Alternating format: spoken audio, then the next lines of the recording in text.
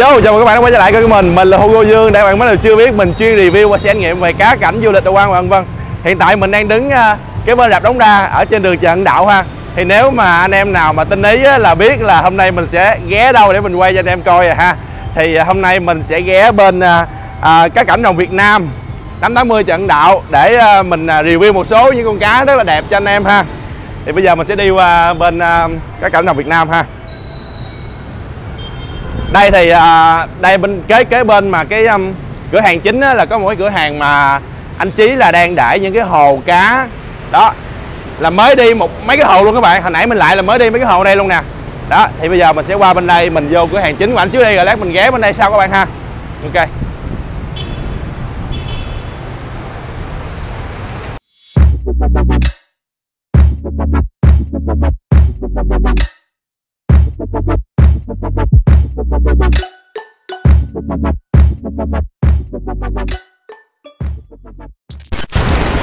Rồi, hello anh. Ok, hello em. Hello anh. Dạ. Rồi, chắc không có cần phải giới thiệu với các bạn nhiều đó, thì các bạn là trên kênh của mình là chắc là biết anh Chí rất là nhiều rồi ha. Thì đây là anh Chí, là chủ cửa hàng cá đồng Việt Nam ở 880 Trần Hưng Đạo.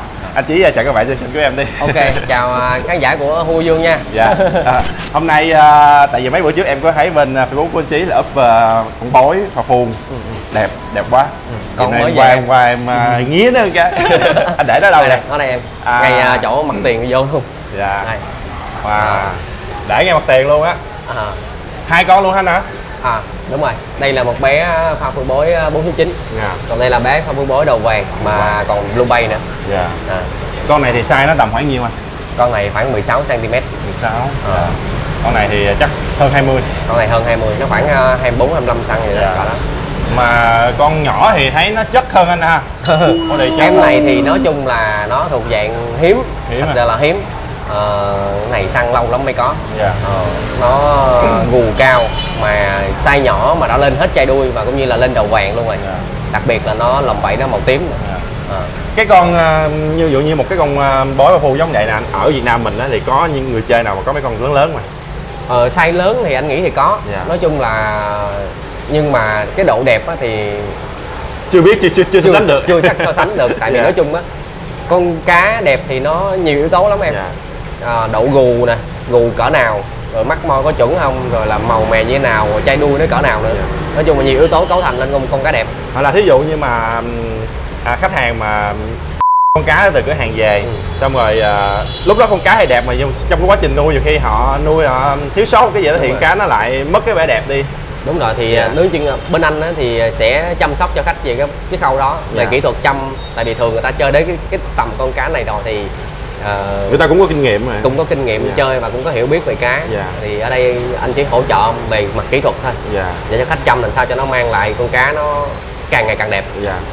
Mà khách mà mua chơi tới cái trình độ mà chơi những cái con này là cũng không cần phải hỗ trợ nhiều nữa, là khách họ quá cũng tùy người em. Kiểu như người ta đam mê, người ta thích, nhưng mà kinh nghiệm về quá trình thì ít hơn. Mình chia sẻ thì những nào khi cần thì bất cứ vấn đề gì người ta cứ liên hệ mình thôi. Còn cái dạng này thì dạng này thì dễ kiếm hơn. Đó là body nó cũng đuôi càng cũng to đó, nhưng mà thuộc dạng là nó không có ngắn bằng, cộng với là cái gù nó không có cao bằng. Mấy con này người ta nói là bối mà body huyết đó không anh? Đúng rồi anh. Đúng rồi em. Cái này là cái đuôi nó to lắm, càng dài.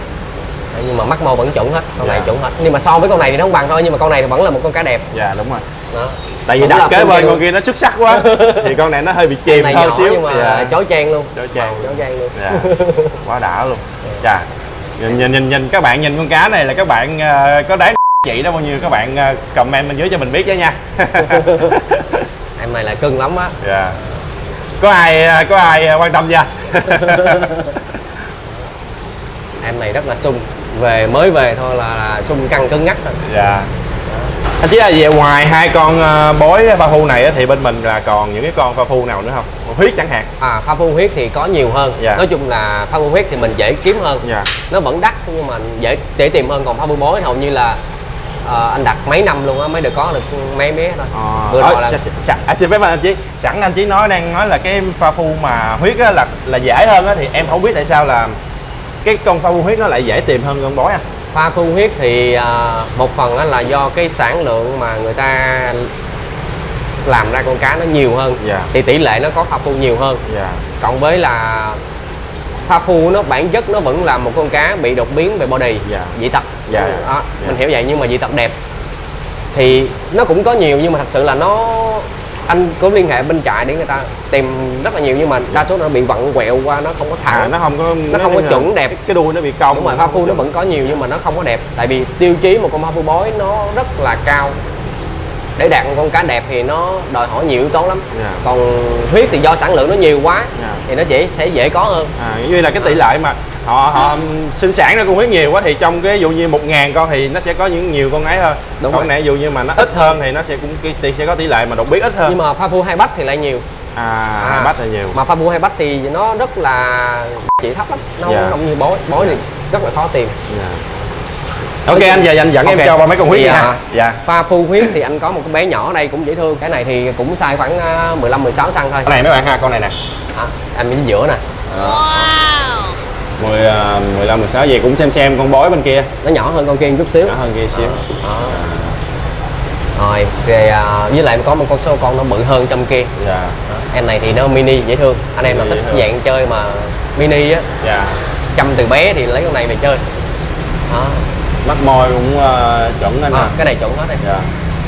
Nhỏ mà cái đầu nó cũng dài kìa. Mấy em cá đặc biệt thì đa số là anh không có làm nhập mấy cái hàng lõi về, tại vì người ta đã chơi tới cái đẳng giá trị cao rồi thì ai lại chơi con cá lõi. Người ta đã bỏ con pha phu thì con bị lỗi mắt lỗi môi này kia nó không có đáng. Kiểu vậy. Còn con cá thường thì mà nó đợt này thì về nhiều mấy em pha phu với mấy em đuôi càng lắm. Mình một cái dạng đây là nguyên cái dạng huyết sọt. Huyết sọt. Huyết sọt. Nhiều size lắm, huyết sọt thì đủ size hết. Cũng lâu rồi em mới quay lại cửa hàng của mình đó chứ. Đây là một bé pha phu nữa nè. Đây là bé pha phu size tầm gần 30. Con này bên đây là sọt. Anh này là super sọt. Super sọt luôn nè. Ngắn ngủn nó là super sọt luôn á. Nó dài khoảng hơn 20 cm, nhưng mà cái chiều cao của bản lưng của nó khoảng 12 cm đây. Con này ngắn ngủn đảo quá ta. Như cái hộp mít đó em. Đây kêu là sọt chiếc lá, nó là giống như một cái lá cây á. Đây là em pha phu đây. Giới thiệu với em pha phu này. Bên đây là super sọt, bên đây là pha phu. Huyết long các bạn ha. Mấy em này thì chuẩn chỉ hết luôn, không có lỗi. Màu đang lên rất là tốt luôn á. Em thôi bữa nào làm con pha phu chơi đi em. Anh thấy em cũng đam mê cá nhiều nha. Đó là em nhìn mấy con này em chảy nước miếng luôn á. Em làm con cỡ này chơi được rồi, nó đẹp rồi. Đó.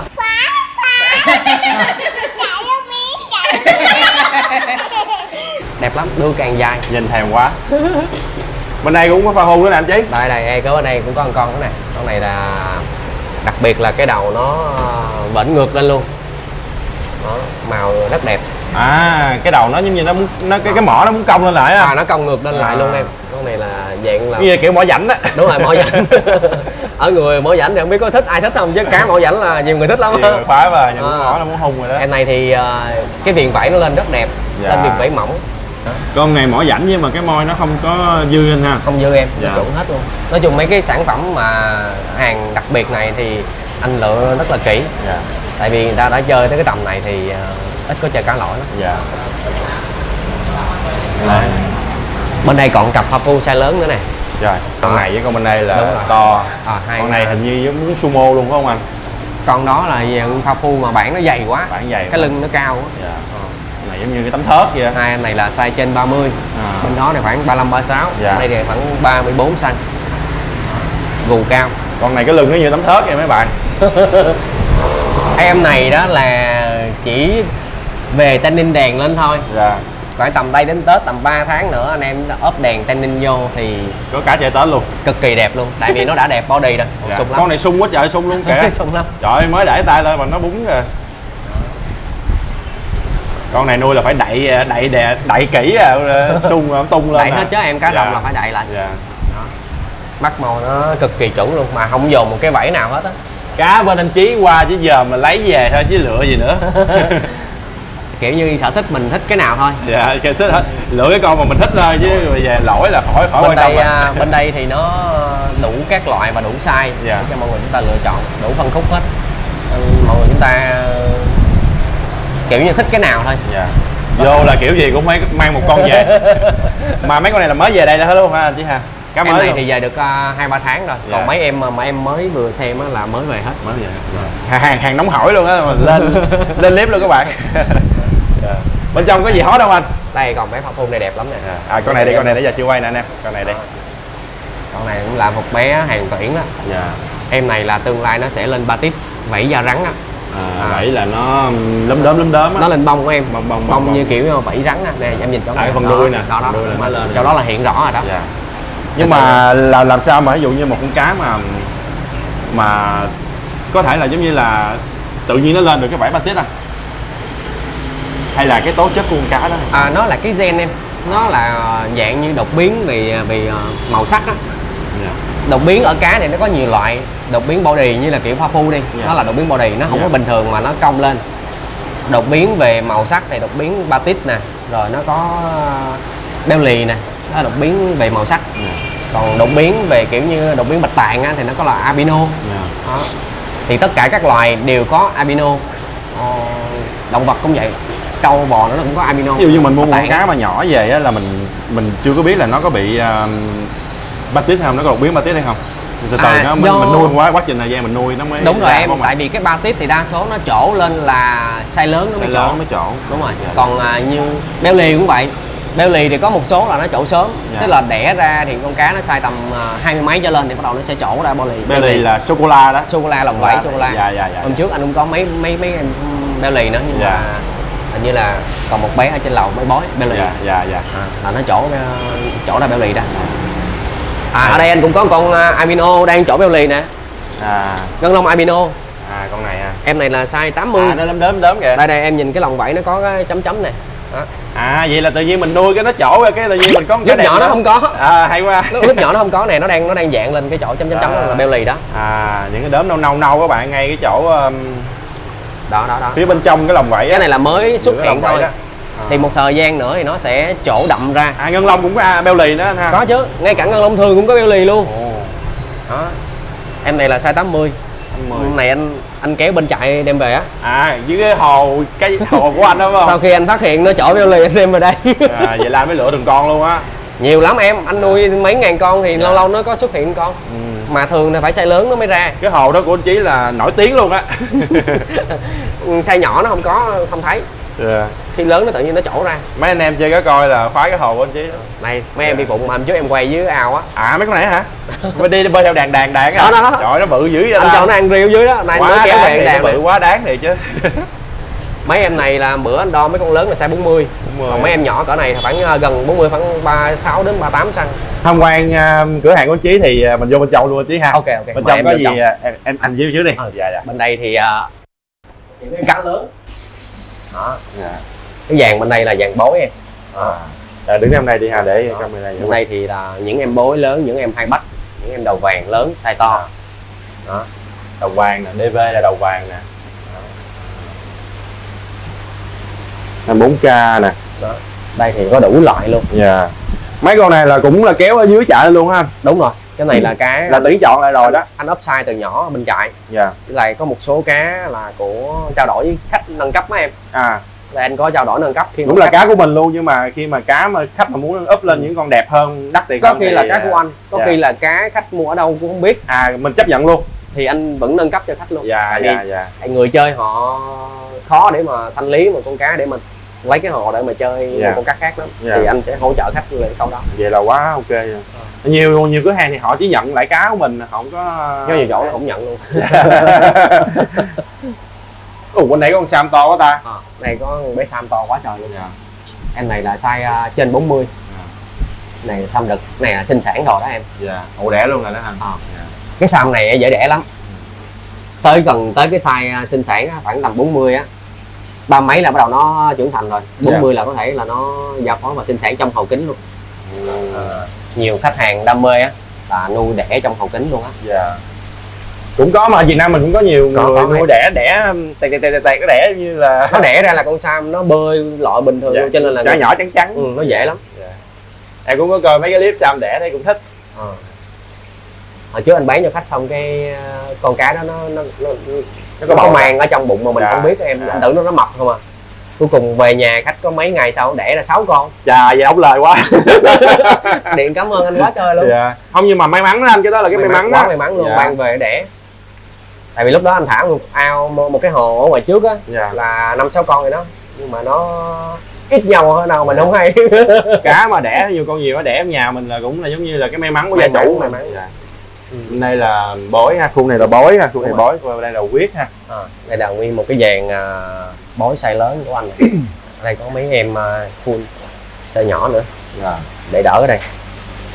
Nhà là full theo mệt này. Nhà toàn cá không mà em ơi. Nhà cá. Cái gì không có với cá là quá trời luôn. Nông dân. Nông dân đúng nghĩa luôn á.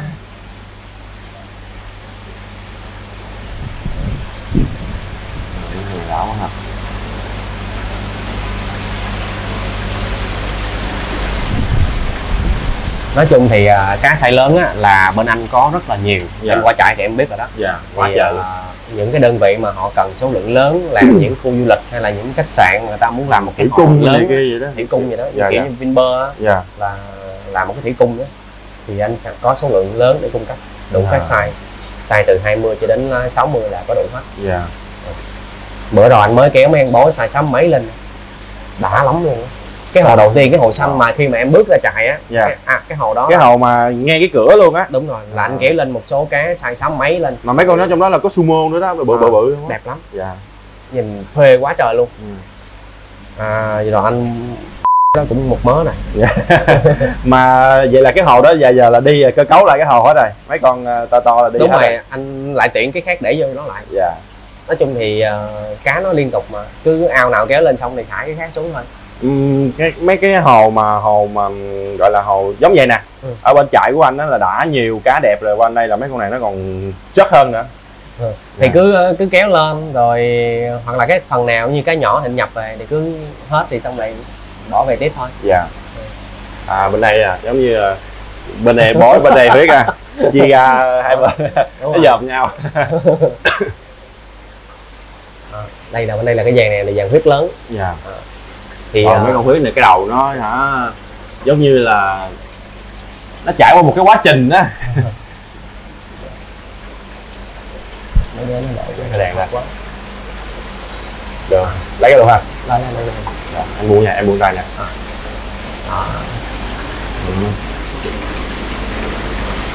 Mấy em này là khoảng tầm 2 tuổi hơn. Rồi cái mang của nó như cái cánh hoa hơn nè. Bên đây có con sọt size lớn nè. Đây là con huyết kinh sọt size lớn, nó cũng là sọt lá luôn đó. Càng nó rất là dài luôn em. Em này là sọt nhưng mà khoảng năm mấy, gần 2 năm rồi. Đã quá, càng đã quá trời luôn. Cao lắm, bản lưng cao lắm. Rồi phê luôn, chữ phê kéo dài luôn. Má nó đỏ hết cái má luôn rồi kìa. Người mà lùng thì không có giá, nhưng mà cá lùng thì có giá em ơi. Cá lùng có giá. Để anh máy ra. Rồi, ok. Đây cũng hay. Cái này là body thường anh ha. Đúng rồi. Siêu đưa càng. Mấy em này là cũng kéo bên chạy lên. Nói chung cá nhà anh thì anh nhập về size nhỏ, và mình nắm được cái nguồn hàng và coi như là cái chất lượng cá đó. Mình quản lý được cái phần đó. Cá em đi qua trại em nhìn ở trên xuống thì em đâu có thấy nó đẹp dữ vậy đâu. Đúng rồi, tại vì huyết long thì em thả xuống ao thì nó sẽ thích nghi với môi trường đó, cái lưng nó sẽ đen thôi đó, cho nên là mình nhìn xuống mình không có thấy, chỉ cho ăn mới thấy nó lên thôi.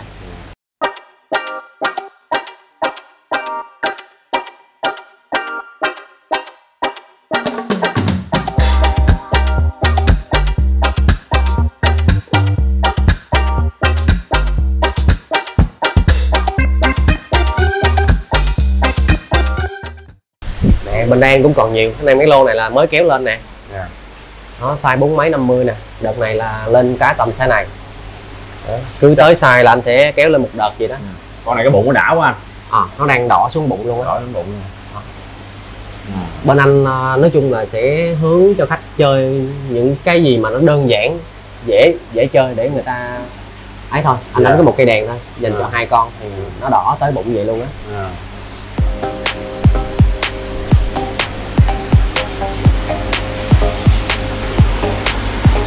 Con này cái lòng vải nó như muốn batit không anh?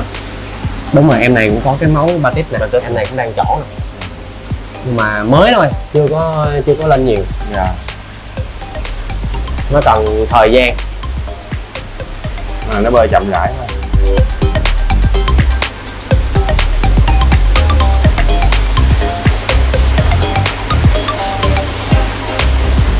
Bơi hoài, nó bơi hoài này anh.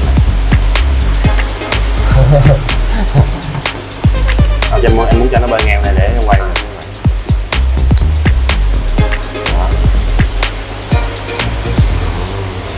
Gió rồi con, gió rồi.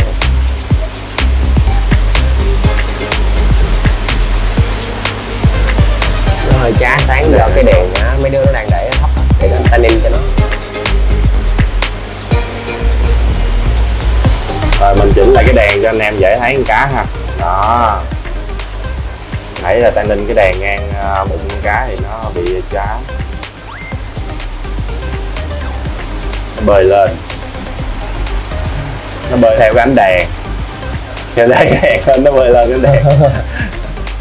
Nó quỷ thật. Kiểu như tannin của em mà mình tannin vừa phải thì con cá nó sẽ dễ chịu ở cái đèn đó. Còn nếu như mà mình quá áp á, thì con cá nó sẽ khó chịu và nó sẽ bị Nhà chết. em có con huyết em nuôi cho nó còn chắc bóc hoài chưa chỗ mã vậy.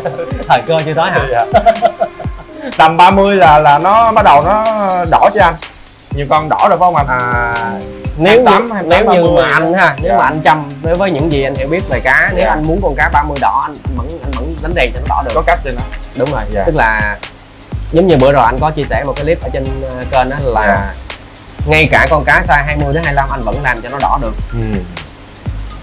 Khi mà mình hiểu được con cá, cái cơ địa con cá nó như thế nào và cái độ chịu đèn của nó như thế nào là mình đánh đèn nó sẽ lên đỏ được. Rồi có những con cá size 50 vẫn không có màu, đó là cái đèn, cái ánh sáng chưa có phù hợp với nó thì nó sẽ không lên.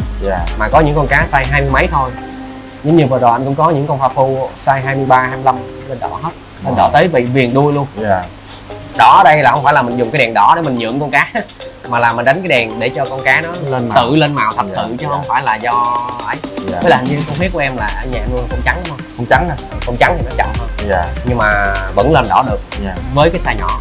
Đánh đèn nó vừa phải, đánh tannin ngang. Tại vì tại sao mà phải, anh nói giống như là phải tìm hiểu về tập tính con cá và cũng như là cái cơ địa của nó. Tại vì mỗi một con cá độ chịu đèn nó khác, khi anh đánh vô á, nếu mà nó chết quá là nó còn tụt màu đi chứ không có tăng bỏ ăn này kia, nó bỏ ăn. Cho nên là mình phải hiểu con cá nó chịu đèn cỡ nào đánh nó phù hợp. Hôm nào anh Chí rảnh rồi ghé bên em giờ em cá rồi em nuôi rồi em buồn quá. Nhưng mà nói chung là cũng tập nuôi anh Chí ơi. Tập nuôi chứ anh Chí nuôi quá biết bao nhiêu con cá rồi, anh quá nhiều kinh nghiệm mà em nuôi một con tập nuôi làm clip và chia sẻ cho các bạn nữa. Nghề này thì anh cũng sống chết với nó nhiều rồi cho nên là cũng nếm trải này nọ cũng mới biết được chút kinh nghiệm. Chứ em nuôi chơi, nuôi làm YouTube làm giải trí. Được cái là anh cái gì anh biết được anh sẽ chỉ cho, chia sẻ cho chúng ta hết chứ không có ấy, để cho cái cộng đồng nó phát triển mạnh lên. Mà em thấy anh Chí chia sẻ trên kênh của anh á là những cái kinh nghiệm nó thật mà nó từ anh ra luôn, mà anh chia sẻ rất là hút nghĩa là em xem trước em xem cái kênh cũ của anh á là em rất là nhớ, có nghĩa là một số người nói mình không nhớ, còn một số người như anh Chí là nói là em nhớ, là em áp dụng vô con cá của em được. Đôi khi á thì những cái clip anh chia sẻ nó đâm ra nó hơi dài dòng chút xíu. Có nhiều anh em khi xem nó sao em chia sẻ dài quá hoặc là nói kỹ quá, nói nhiều quá thì thật sự anh cũng hiểu vấn đề đó, nhưng mà anh muốn dẫn chứng nhiều cái hơn, thực tế hơn, ví dụ nhiều cái hơn để cho khách. Tại vì có một số người phải như vậy thì người ta mới không làm sai được với em.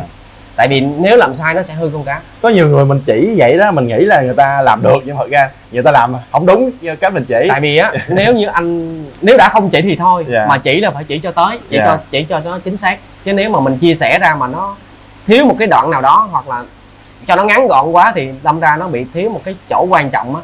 Thì đâm ra nếu mà khách mà chơi thì con cá nó không đạt thì họ cũng không có vui, mà bản thân mình cũng không vui. Mình một người chia sẻ đam mê cho anh em thì làm vậy nó cũng không được thoải mái. Huyết này nè, cái lồng vảy của nó hơi khác những cái con ở trên đây anh ha. Cái vảy của nó như nó đỏ. Ở đây cũng có một con nè. Hai con này nè. Đúng rồi. Hai con này khác nhau nè, cái lồng vảy nó khác nhau. Cái con này thì cái vảy của nó khi nó lên màu là nó lên nguyên một cái bệt của cái vảy luôn, tức là lên full vảy. Đó, thì khi lớn nó sẽ gọi là full red. Full red. Là nó full hết nguyên một con luôn. Nó không có thể hiện cái viền vảy. Đó. Cái này người ta mấy lại cái màu của những con này thì thường nó sẽ là lên màu đỏ đậm á em, đỏ bầm á, nó kêu là đỏ máu á. Là look red. Đó, ngày xưa anh em hay kêu là look red á. Thì con này là nó dạng đó đó. Nó sẽ có một số dạng lên màu cá. Còn đối với những con này nè là nó lên viền. Và cái lồng vảy của nó không có lên nhiều như con kia. Nó chỉ, nếu mà có lên nó cũng lên một phần thôi. Đó. Con này là dạng bình thường. Đó. Lồng vảy nó có màu khác và viền vảy có màu khác. Còn đây là con này là con full red. Cái con kiểu này nè em đi tham dự cái Bangkok cuộc thi bên đó đó, em thấy cái loại này nhiều lắm nè. Loại này là đạt giải thôi. Đúng rồi. Cái loại này đỏ những con này nuôi thì luôn. nó sẽ đỏ và đỏ màu rất là đậm. Kiểu như đỏ máu á là nó đỏ nhưng mà nó đậm lắm. Còn cái kiểu mà giống như kiểu này nè nó sẽ lên màu đỏ tươi. Đó là hai cái dạng màu đỏ mà thường anh em chơi cá chúng ta quan tâm á, là con chili red hay là con look red. Chili red là đỏ ớt là kiểu đỏ tươi, đỏ kiểu này.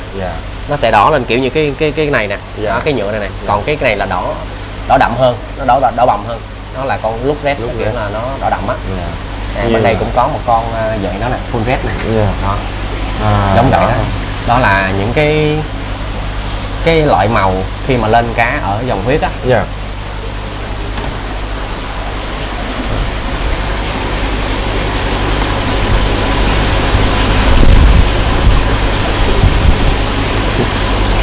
Con này cũng có chỗ ba tiếp nè. Trên lưng. Con này là bữa anh phát hiện ra xong anh để lên đây đánh đèn cho nó. Quay con này đi nha.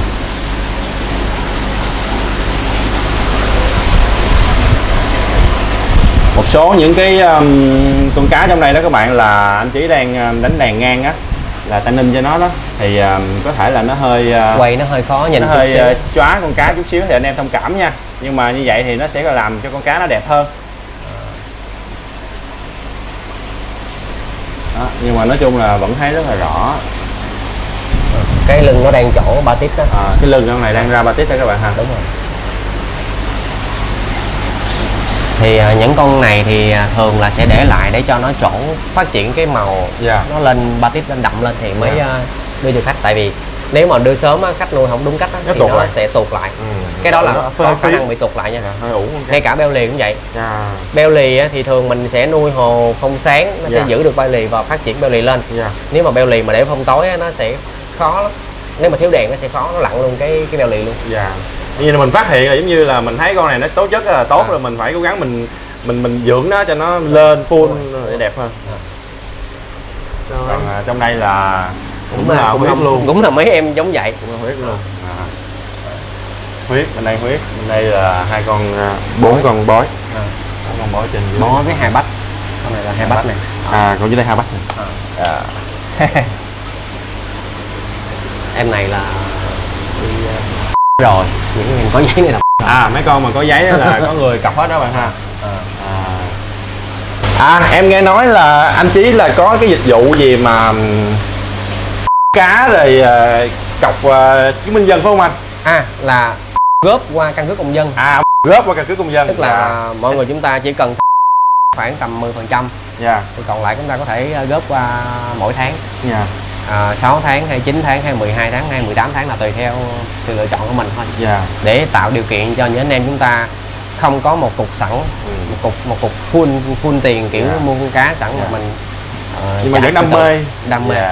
Tại có nhiều anh em sinh viên, học sinh hay là những người mà người ta hưu trí á, kiểu như là một cục sẵn đi không có sẵn, giờ trước 10% thì còn lại thì góp qua hàng tháng thì nó dễ chịu hơn. Thì anh có làm hỗ trợ cái phần đó cho khách hàng. Cái đó ngay cả hồ cũng được nha, hồ cũng được mà cá cũng được luôn. Hồ bên kia phải không anh? Bây giờ mình qua bển mình coi hồ đi anh ha. Ok. Ok các bạn, giờ mình sẽ dẫn các bạn qua cái cửa hàng hồi nãy đó, mình xem những cái hồ cá ha. Hồ bên đó là đa phần là hồ công nghệ các bạn ha. Hồ có đủ hết, có hồ công nghệ và có hồ lọc trên luôn em. Dạ. Em thấy là có hồ ốp gỗ rồi kia cũng đẹp quá trời nè, nãy chưa có coi kỹ. Rồi bên đây nha các bạn. Đây. Bên đây là anh Chí cũng thuê luôn hả? Đúng rồi, thôi em. Chứ ở đây lúc trước anh nhớ đây là cái gì mà phải không ta? Nó bán gì phải không ta? Cái căn này hồi trước là không có kinh doanh gì hết.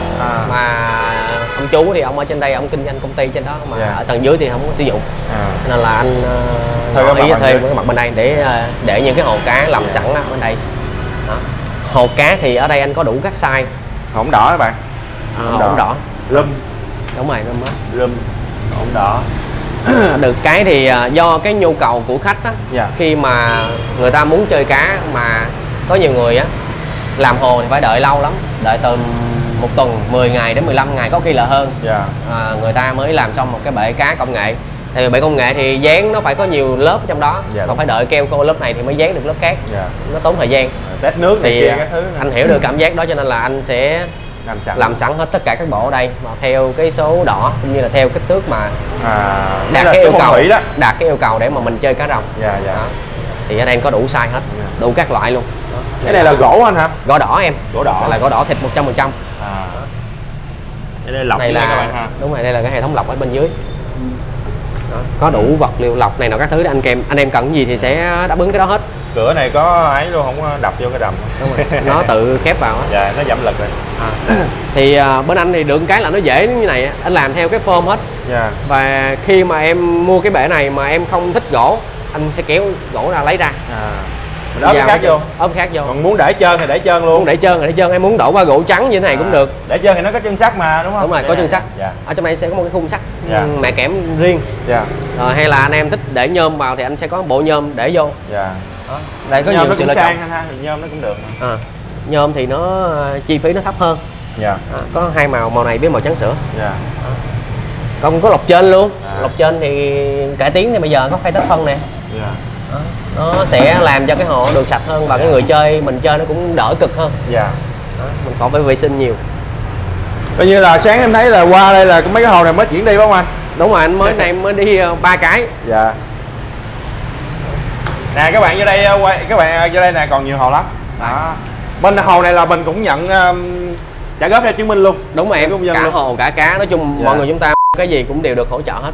Trên tổng cái bill của mình mình muốn góp bao nhiêu thì tùy thôi.